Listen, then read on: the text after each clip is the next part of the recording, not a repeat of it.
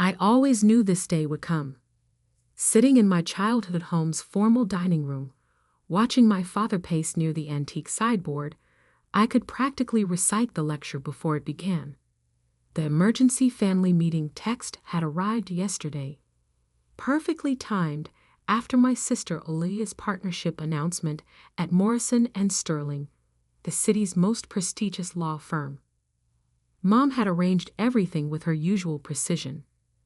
The good china gleamed, crystal glasses caught the late afternoon light, and family members were positioned like chess pieces.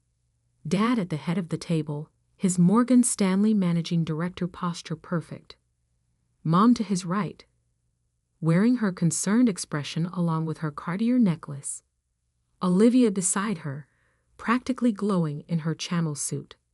Uncle Robert, Dad's older brother and senior partner at his own investment firm, sat across from me, already shaking his head disapprovingly. Catherine, Dad began, using my full name. Never a good sign. We've gathered everyone here because we're worried about your situation. He spat out the last word like it tasted bitter. I adjusted my simple black blazer, a deliberate choice, like everything else about my appearance today.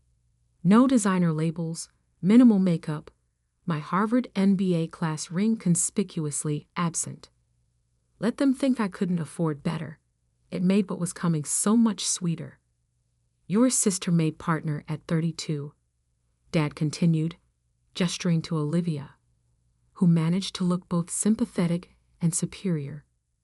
Youngest female partner in the firm's history. While you, he waved his hand vaguely, play entrepreneur with some tech startup nobody's heard of. Mom reached for her wine glass. Darling, we just want to understand. You had such a promising career at Goldman. Vice president at 28. On track for managing director. Then you just walked away. To build apps, Uncle Robert interjected, making apps sound like a communicable disease. 3 years of watching you waste your potential. Your trust fund, which you froze, I reminded him quietly. For your own good, he thundered. Someone had to show some sense. Olivia leaned forward, all practiced courtroom concern. Cat, we know starting over is hard, but Morrison & Sterling always needs good corporate attorneys. With your background, I could probably. Still trying to save me, Liv. I kept my voice neutral, like when you told the family about my failed startup last Christmas. She had the grace to flush. That particular announcement had led to 6 months of interventions, career counselors, and not-so-subtle job listings appearing in my email. Someone had to do something, she defended. You've been working out of that tiny office downtown, driving that old car, living in that starter condo, Mom added sadly. We just want you to have the life you deserve. I checked my phone discreetly. 6:58 p.m. The Wall Street Journal article would go live in 2 minutes, right on schedule. Dad was really hitting his stride now. Your sister made partner while you play with computers. Do you know what that partnership means? 7 figures base. Bonuses. Corner office. Real success. And what exactly do you have to show for these 3 years? Uncle Robert demanded. What does your company even do? I smiled slightly. Would you like me to explain? Please. Mom jumped in. We've been trying to understand. Actually, I said, I think the Wall Street Journal might explain it better. Mom's phone buzzed. She glanced down automatically, then froze. The color drained from her face. Margaret? Dad frowned. What is it? She turned the phone around shakily. There on the screen was the headline they'd all been too busy judging me to notice coming. QULNTUMSOAUDTIONS VALUD at $4 billion. FTRLATES. UNDIGROUND. Tech's newest unicorn revolutionizes AI security. My company's logo filled the screen. Below it, my professional headshot and the caption. Catherine Mitchell, 31, founder and CEO of Silicon Valley's most secretive success story. The room went completely silent. That's... Uncle Robert grabbed the phone. This must be a mistake. No mistake, I said calmly. Though that valuation is a bit outdated. After this morning's acquisition, we're closer to $6 billion. Olivia's perfect composure cracked. $6 billion? Would you like to know what my company actually does now? I pulled out my tablet, watching their faces as the reality slowly sank in. Or should we discuss how my playing with computers just revolutionized cybersecurity? Dad sank into his chair, face ashen. But you never said anything. I met his eyes steadily. You never asked. You were too busy planning my intervention to notice my success. Mom's phone started buzzing continuously as notifications poured in. The story was being picked up by other outlets. Soon, every financial news network would be running it. I don't understand, Olivia whispered. All this time, I confirmed. I've been building something revolutionary. That tiny office downtown is actually the smallest space in a building I own. That starter condo is the penthouse at the Morrison. And that old car is a deliberate choice, because true success doesn't need to show off. Uncle Robert was still staring at the phone, scrolling frantically. The board, the investors, include 3 Fortune 500 CEOs and the world's largest tech venture fund, I supplied. We kept things quiet while developing the technology. Security reasons, you understand. The article was detailing exactly what my company had created, an AI-driven quantum security system that made existing encryption obsolete. Every major tech company, government agency, and financial institution would need our technology, and I owned 51% of the company. Dad looked like he'd been punched. Why didn't you tell us? I stood up, smoothing my simple blazer. Because sometimes the best success comes when people underestimate you. Now, if you'll excuse me, I have a video interview with Bloomberg in an hour. They're doing a special on disruptive tech leaders. As I headed for the door, Mom found her voice. Catherine, wait, please. I turned back. Oh, and Liv? Congratulations on making partner. 7 figures is impressive. I smiled. Let me know when you're ready to discuss real numbers. The last thing I saw as I left was Olivia's face as she did the math on my net worth compared to her partnership compensation. Some victories don't need words. Outside, a sleek black car waited to take me to the studio. My phone buzzed with a message from my COO. Stocks up 30% pre-market in Asia. Ready to change the world. I smiled, thinking of the shocked faces I'd left behind. Always ready. After all, success is the best revenge, especially when nobody sees it coming. The Bloomberg studio lights were harsh, but I remained perfectly composed. The host, Michael Jensen, leaned forward with practiced intensity. So, Catherine Mitchell, the tech world's newest billionaire.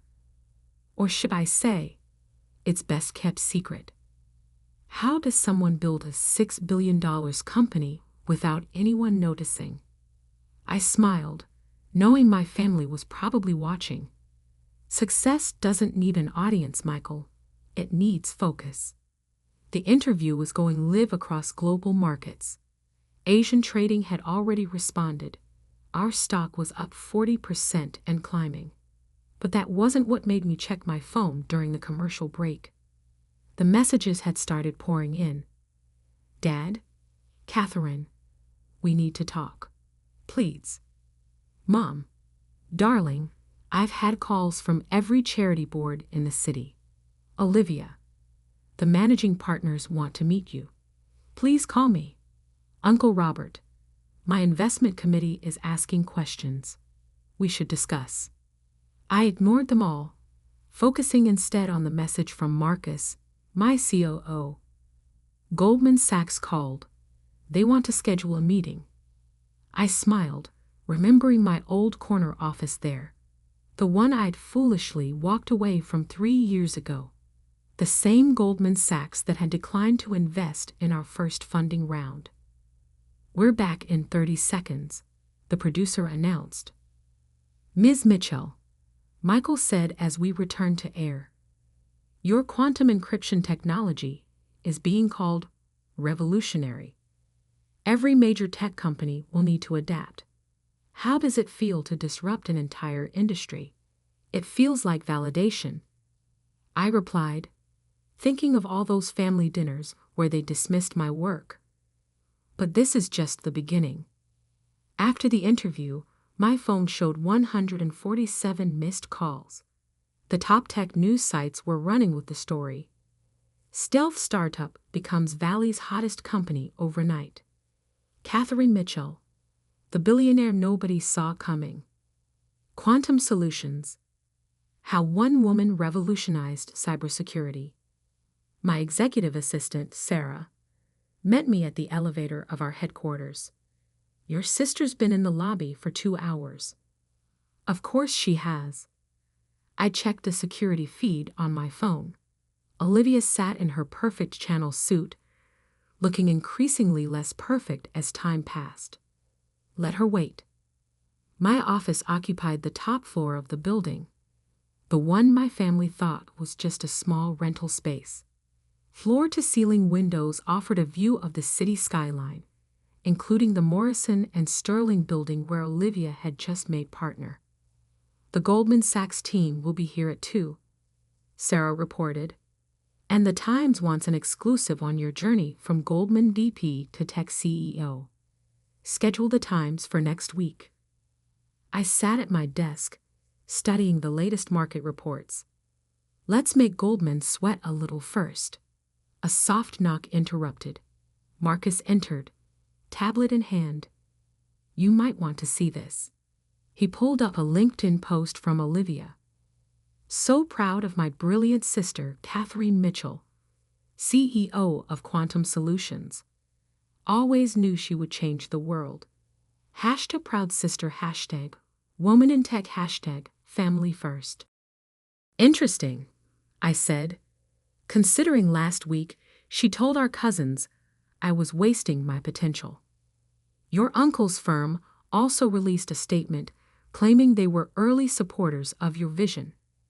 I laughed. The same uncle who froze my trust fund to teach me responsibility. Marcus grinned. Want to show them what real support looks like? I pulled up our investor dashboard. Released the Series B details.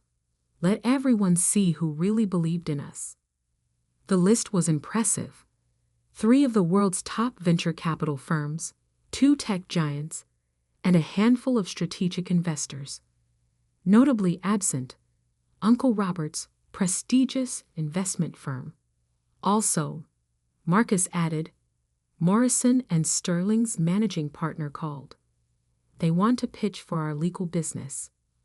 Olivia's firm. I raised an eyebrow. Let me guess, they suggested her as lead counsel. Said she'd give us the family discount. I shook my head. Schedule meetings with their top 3 competitors instead. Let's see how that partnership feels when she loses the year's biggest potential client. Sarah appeared in the doorway. Your sister's still downstairs, and your parents just arrived. I checked the lobby feed. Mom clutched her Hermes bag like armor. Dad looked uncomfortable in the modern space, so different from his wood-paneled bank office. "Your call," Marcus said quietly. "But the press will notice if the CEO's family isn't allowed upstairs." He was right. Image mattered now. I pressed the intercom. "Send them up." But first, I turned to Sarah. "Bring me the Goldman Sachs rejection letter from our first funding round, and Uncle Robert's trust fund freeze notification." "Planning something?" Marcus asked. "Just gathering receipts." I straightened my simple blazer, the same one they'd probably assumed I couldn't afford better than. Success is best served with documentation. The elevator dinged. Olivia entered first, attempting to regain her courtroom confidence. Mom and Dad followed, taking in the sleek office with wide eyes. "Catherine," Mom started, "why didn't you tell us?" "About what?" I kept my voice neutral. "The company valuation? The technological breakthrough? Or how about the fact that I bought the Morrison building last year?" Olivia's head snapped up. "You own my firm's building? Along with half the block?" I smiled. "Being a landlord is just a hobby, though. Like playing with computers." Dad stepped forward. "Sweetheart, we were wrong. We should have supported." "Should have?" I cut him off. "Like when you supported Olivia's career, funded her law school, celebrated every promotion. I pulled out the trust fund freeze notification. Or like when Uncle Robert decided I needed to learn responsibility." Mom sank into a chair. "We thought. You thought you knew better." I stood, walking to the window. "You thought success only looked one way. Corner offices, law firms, investment banks." I turned back to face them. "Want to know what real success looks like?" I pressed a button, and the glass wall behind my desk turned transparent, revealing a massive workspace filled with engineers, developers, and researchers. That's what $6 billion of success looks like. 200 brilliant minds creating the future of cybersecurity. And not one of them cared what car I drove or where I lived. They cared about the vision. Olivia found her voice. "The partners wanted me to discuss our firm's services, already scheduled meetings with your competitors." I watched her face fall. "Might affect those partnership bonuses, I imagine." "But we're family," she protested. "Family?" I picked up the Goldman Sachs rejection letter. Family would have asked what I was building, would have believed in me without needing the Wall Street Journal's validation. Dad stepped forward. "We can fix this. Start over." "Fix what?" I raised an eyebrow. "My successful company? My majority ownership? Or the fact that your failing daughter now has more net worth than your entire family combined?" The silence was heady. "Now," I checked my watch, "I have a meeting with Goldman Sachs. Apparently, they're very interested in working with us now." "Catherine, please." Mom tried one last time. "Come to dinner. Let us make this right." I looked at them. Really looked at them. Mom's practiced polish showing cracks. Dad's authority deflated. Olivia's perfect world shaken. "I have a better idea," I said finally. "Next week, I'm speaking at the World Tech Summit. Thousands of attendees, global media coverage. You're welcome to watch," from the audience. They got the message. Success had changed everything, including who now held the power to extend or withhold invitations. As they left, Marcus returned with more updates. Our stock was still climbing. Interview requests were flooding in. The biggest names in tech wanted meetings. "Ready for the Goldman pitch?" he asked. I smiled, thinking of my old boss who'd questioned my decision to leave. "Oh yes. Let's show them what they missed out on." Because success isn't just about proving others wrong. It's about proving yourself right. And I was just getting started. The World Tech Summit main stage was everything I'd imagined during those long nights coding in my tiny office. 20-foot screens displayed the Quantum Solutions logo. 5,000 attendees filled the convention center's grand hall. Every major tech publication had front-row seats. From the green room, I watched my family file in. Fourth row, center section. Mom in channel, Dad in his power suit, Olivia looking uncomfortable without her usual authority. Uncle Robert had somehow secured a seat, despite not being on the guest list. Typical. 2 minutes, Ms. Mitchell, the stage manager announced. I checked my reflection. Simple black dress, minimal jewelry, hair pulled back neatly. Not the family's usual definition of success, but perfectly suited for a tech CEO worth billions. My phone buzzed with a message from Marcus. Stock hit $450.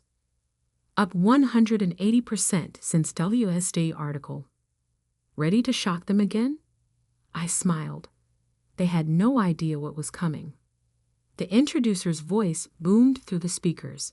Please welcome the founder and CEO of Quantum Solutions, Catherine Mitchell. The applause was thunderous. I walked out, command and confidence in every step. The screens behind me lit up with our latest technology demonstration. 3 years ago, I left a prestigious banking career to pursue what my family called a dream. Today, that dream is valued at $8 billion. I saw Dad flinch at the number, higher than what they'd read in the press. But this isn't a story about money. It's about vision. While others saw encryption as a wall, we saw it as a door, a quantum door. The screens displayed our technology in action. The audience gasped as we demonstrated how traditional security systems fell before conventional attacks, while our quantum shield remained impenetrable. This morning, I continued, I'm pleased to announce that Quantum Solutions has been selected by the Department of Defense for a $12 billion security infrastructure contract. The room erupted. Photographers' flashes lit up like lightning. In the fourth row, Mom grabbed Dad's arm. Olivia's jaw dropped. Additionally, I smiled, knowing this would hit home. We've acquired Morrison Digital Securities. Olivia's head snapped up. Her law firm's biggest client, gone in one sentence. But perhaps most significantly, I paused, savoring the moment. We've established the Mitchell Innovation Foundation with a $500 million endowment to support young entrepreneurs who, like me, have a vision others might not understand. The screens show the foundation's first initiative. Full scholarships for women in tech, specifically those who'd been told they couldn't succeed. As I outlined our plans for global expansion, I watched my family's reactions. Dad's proud smile, too late to claim cred. Mom's tears, realizing what she'd missed. Olivia's rapid texting, probably to her panicking law partners. After the presentation, the press swarmed. Ms. Mitchell, how does it feel to be called the next Steve Jobs? Is it true you're now the youngest self-made female billionaire in tech? Any response to rumors about a potential Goldman Sachs merger? I handled each question with practiced ease, watching my family hover at the edges of the crowd. They'd have to wait, just like everyone else. Hours later, in my office, Sarah brought in the afternoon's headlines. Quantum Solutions lands historic defense contract. Catherine Mitchell, the woman who revolutionized security, tech's new queen. How one CEO changed the game. Your family's still in the building, she reported. Your sisters tried to get past security 3 times. I walked to the window, looking out at the city I now partially owned. Send them up. It's time. They entered like chastened children, not the power players they'd been just days ago. That was. Dad started. Revolutionary? I supplied. World-changing? Or just playing with computers? Mom stepped forward. We were wrong, Catherine. So wrong. Yes, I agreed simply. You were. The foundation, Olivia said. That's impressive. It's necessary, I corrected, so other women don't hear no from the people who should support them most. Uncle Robert cleared his throat. About the trust fund. Is still frozen. I cut him off. And will remain so. I'm doing quite well without it. Catherine, Dad tried again. We want to be part of this, part of your success. I turned to face them fully. My success happened without you, happened despite you. The time to be part of it was 3 years ago, when I needed support, not now, when I've proven everyone wrong. Then why let us come today? Olivia asked quietly. Because success isn't about revenge, I said. It's about growth. You needed to see that the daughter you dismissed changed the world. The sister you pitied now owns your firm's building. The niece you tried to control built an empire. I pressed a button, and the office windows turned transparent, revealing the full scale of our operations. Hundreds of employees, millions in equipment, the future being built in real time. This is what believing in yourself looks like, I said. This is what happens when you don't let others define your worth. Mom was crying openly now. Please, give us a chance to make it right. I smiled softly. You already did. Your doubt made me stronger. Your dismissal made me determined. Your lack of faith made me unstoppable. And now, Dad asked. Now, I checked my phone as another alert came in. Now I have a company to run, an industry to revolutionize, and a generation of entrepreneurs to support. You're welcome to watch, from whatever distance you earn. They left quietly, understanding finally that the power dynamic had shifted permanently. Success had transformed their dutiful daughter into someone they barely recognized, a leader, a visionary, a force. Later that night, alone in my office, Marcus brought in the final market report. Stock closed at $500. Market cap now over $10 billion. Send the numbers to the board, I said. And Marcus? Schedule the meeting with Goldman Sachs. Let's show them what they missed. They'll try to buy their way in now, he warned. Let them try. I smiled, thinking of all those doubting voices now turned to praise. Success isn't about who joins you at the finish line. It's about who believed in you at the start. My phone buzzed with another family message. I ignored it, focusing instead on the foundation proposals. Somewhere out there, another woman was being told she couldn't succeed, couldn't innovate, couldn't lead. I would make sure she could. Because true success isn't measured in billions or headlines or vindication. It's measured in impact and change, in showing others what's possible when you refuse to let anyone else write your story. And my story? It was just beginning.